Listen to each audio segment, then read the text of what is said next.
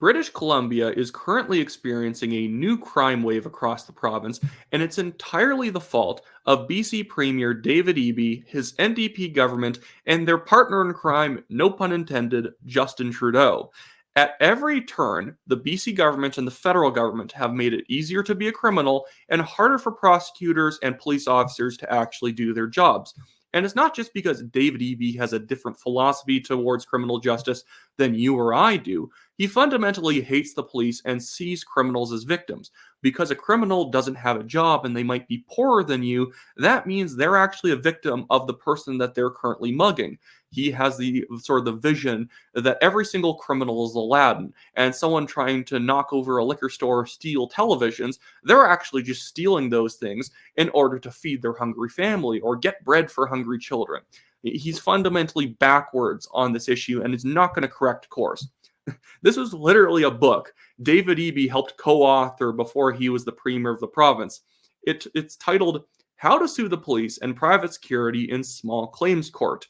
And this is not a book about trying to get real justice in the court system, like you've been mistreated by a police officer and you're suing for the damages. No. It's just about frivolous lawsuits and trying to use technicalities in order to effectively steal taxpayers' money from the police or steal money from private security services. So you're doing something wrong and they maybe just miss a procedure that they were supposed to follow in trying to remove you from a premises or detain you for like assaulting someone, and you still end up in small claims court to sue them for like $5,000 or whatever, even though you were in the wrong. This is the kind of guy David Eby is. He backed the defund the police movement in 2020 and had been a proponent of it well before 2020. He is a man who thinks that social workers can solve everything, even while there's violent stabbings happening in Vancouver, and he just doesn't seem to really care. And I'm not trying to blame David Eby and the BC NDP for having inherited a crime problem. They inherited the best position BC has ever been in when they came into power in 2017. In 2016, BC had its lowest rate of crime in over 40 years. In Canada in the 1990s, we had the highest rate of crime we've ever had. And when we actually started enforcing the law in the late 90s and the early 2000s, both federally and provincially, crime rates started falling off heavily. So the BC NDP had inherited the lowest rate of crime ever, and they proceeded to spike it because they don't actually like enforcing the law. And I just want to highlight one aspect of a policy they passed last year that's having really detrimental effects today. All their policies have been bad. Safe supply, decriminalizing drug use, and also just telling police basically not to enforce like the law on sort of petty thieves and whatnot. It's been extremely detrimental. But what I want to talk about today is their unbiased policing policies, specifically the ones that they passed back in July 30th of the year 2023. And more specifically, point 6.1.1, promoting unbiased policing. I just want to bring the website up right here because it's absolutely absurd, the things that they want police to basically be bending over backwards to do. This is just DEI being applied to policing. Don't discriminate against people by actually arresting criminals. This is the philosophy of the BC government. So this is their unbiased policing policies.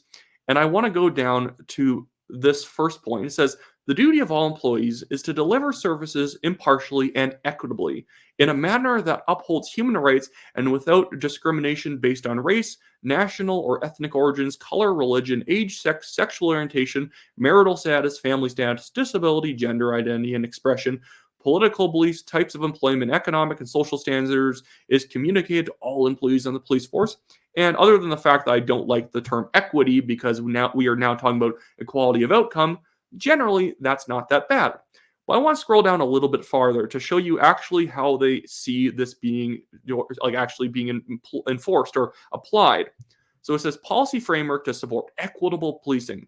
The board or the commissioner must ensure that 3, the process of establishing, amending, or routinely reviewing the policing policies and procedures of the police force includes analysis or consideration of whether A, the policy or procedure promotes equitable and impartial service delivery and public trust and confidence in the police force, and B, individuals or groups may be disproportionately impacted by the policy or procedure.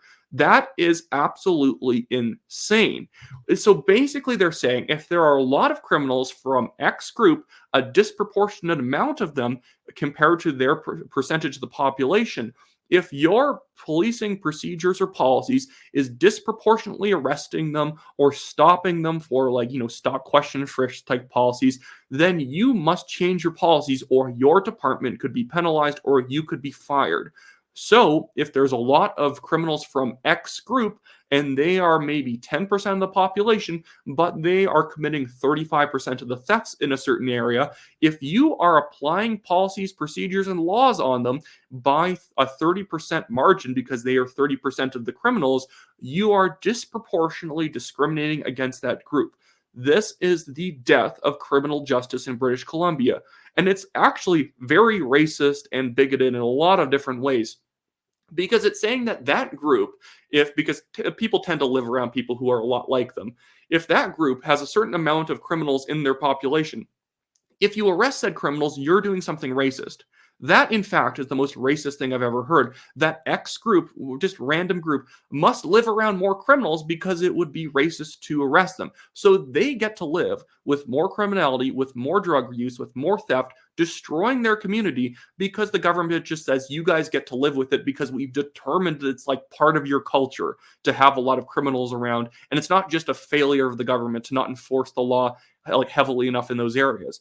Oftentimes, groups and regions that have high crime rates have suffered in the past from not having enough police, and yet now the government is saying it's discriminatory to actually do the equitable or equal thing and actually send more police to those areas and arrest the criminals, police their communities so small businesses don't go under. It's in fact a complete myth that poverty drives crime. Poverty does not drive crime. Actually, crime drives poverty. There's a reason why there can be an economic boom in a city, and yet jobs and unemployment rates jobs can fall and the unemployment rate spikes in certain areas because no matter how well the economy is doing in that city, the crime rate in that one area of town is so bad nobody even wants to bother risking trying to make money in that area because it's just not going to happen. A good example out of the city of Chicago, every Walmart, I think in a certain area of the city of Chicago, just shut down.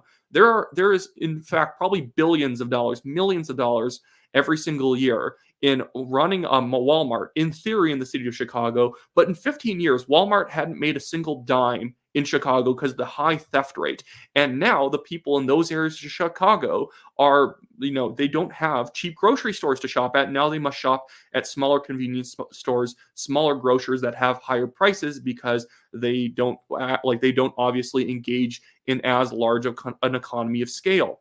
In British Columbia, this is why nobody wants to run a business on the east side of Vancouver. There's too much crime. It doesn't matter how many people are there because everyone has to eat. Everyone has to buy certain products, but people don't want to offer those products in that side of the city because every day they get their windows kicked in, they get theft, and it's not worth it anymore. But David Eby thinks that thieves, they think that muggers, people who stab other people, they're just Aladdins. They're just going around and stealing to feed hungry children. And how dare you criminalize their poverty? They're not committing crimes because they're poor. Technically, every criminal is poor because they don't have a job because nobody wants to hire a criminal. They're in fact poor because they're a criminal, because they are an unreliable person who you would not give money to do anything. And if you actually want real rehabilitation, you must first arrest them, incarcerate them, and enforce the law on them. You can't just hand out pamphlets trying to suggest that people stop committing crimes. You must actually enforce the law. And there's other books. I highlighted this How to Sue the Police book that David Eby wrote. He also has other books about basically how to get away with crimes when the police pull you over or they stop you for something. He has a fundamental low view of the police. And so I think, especially if David Eby leaves office, there should be somebody prosecuting him or investigating him for him knowingly increasing the rate of crime for his hatred of police. Because if you're in office and you do things to make people's lives worse and you know it's going to make their lives worse, you should be prosecuted. That's just an evil thing to do. David Eby has just a pro-criminal philosophy, and that is an evil philosophy fundamentally. This is why, if you're in British Columbia, you should be voting for the BC Conservatives. Yes, the crime rates were low when the BC Liberals were in power, but that's when the BC Liberals were a little bit more conservative since it was a big tent party. The BC United now, who are the former BC Liberals, share David Eby's philosophy because they are completely confused on policy and they want to have it both ways. They kind of want to act like the BC Conservatives and they kind of want to act like the NDP. That's not a winning philosophy. That is a confused philosophy. And a lot of the issues that we currently have are based off of policies the BC Liberals had first set up. We didn't see the giant crime spike coming from those policies until the NDP intensified them. But don't trust the BC United to clean this thing up. They've never proven that they actually know why the crime rate was lower when they were in power. So vote for the BC Conservatives if you're in BC. I live in Alberta, and your guys' crime rate will eventually affect the Alberta, like the province of Alberta. We already have your guys' safe supply drugs coming over the border. So the biggest favor you can do for us out here is get rid of the NDP in the fall and get rid of all of these stupid provincial decriminalization and pro-criminal laws. Anyways, that should be it for me today. I just quickly want to plug the fact that I, Wyatt Claypool, am running for the Calgary Signal Hill Conservative Party nomination. It's on the west side of Calgary. This is what the riding boundaries will look like after they change in late April. And so if you live in this area, buy a membership, vote for me, visit my website in the description below, wyattclaypool.com. And also, if you want to contribute to mine and the National Telegraph's legal fund, we have that link also in the description below. It's the Give, Send, Go fundraising link. We have a billionaire developer suing us for nothing. He hasn't shown any evidence as to how we've defamed him. It's been over 2 years, and now he's just drawing out this case because he thought he could bully us into giving it a fake apology. And when we made that very clear he wasn't going to be able to do that, he is now just dragging this thing out as long as humanly possible. So anything you can donate to that legal fund does really help us out and keeps the burden of cost off of us so we can reinvest more money into the National Telegraph. Anyways, that should be it for me today, guys. Have a good one.